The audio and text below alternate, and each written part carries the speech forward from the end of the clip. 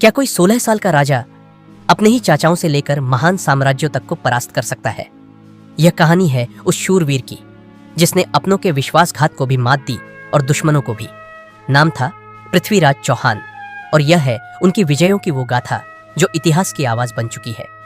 1179 ईस्वी अजमेर का सिंहासन एक नवयुवक के हाथों में आता है। वो न अनुभव रखता है, न राजनीतिक खेल में माहिर होता है, पर रखता है एक अडिग संकल्प अपने वंश की मर्यादा को अक्षुण्ण रखने का।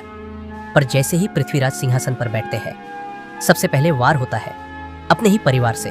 उनके चाचा अपरगंगे शासन की लालसा में विद्रोह कर देते हैं, पर वीर पृथ्वीराज उन्हें पराजित कर देते हैं और यही होता है उनकी पहली अग्नि परीक्षा। पर यह अंत नहीं था। अब सामने आता है उनका चचेरा भाई नागार्जुन, जो अजमेर का शासक बनने का सपना पालता है।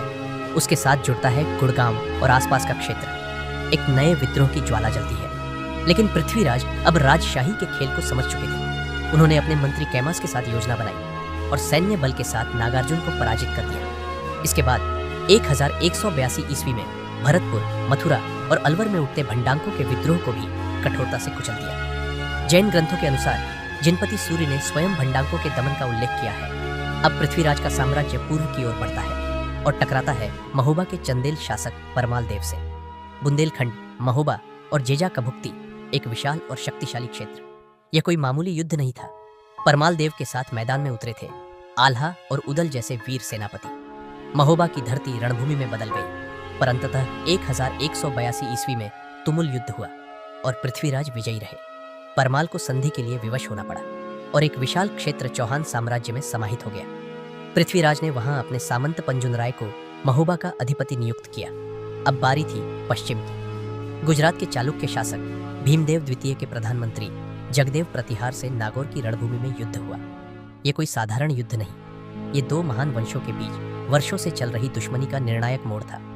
पर इस युद्ध के बाद हुआ कुछ अभूतपूर्व। पृथ्वीराज और चालुक्य राजा के बीच संधि हुई और एक लंबा चला आ रहा वैर शांति में बदल गया। पृथ्वीराज केवल तलवार से नहीं लड़े, उन्होंने राजनीति, रणनीति और कूटनीति को भी अपना हथियार बनाया।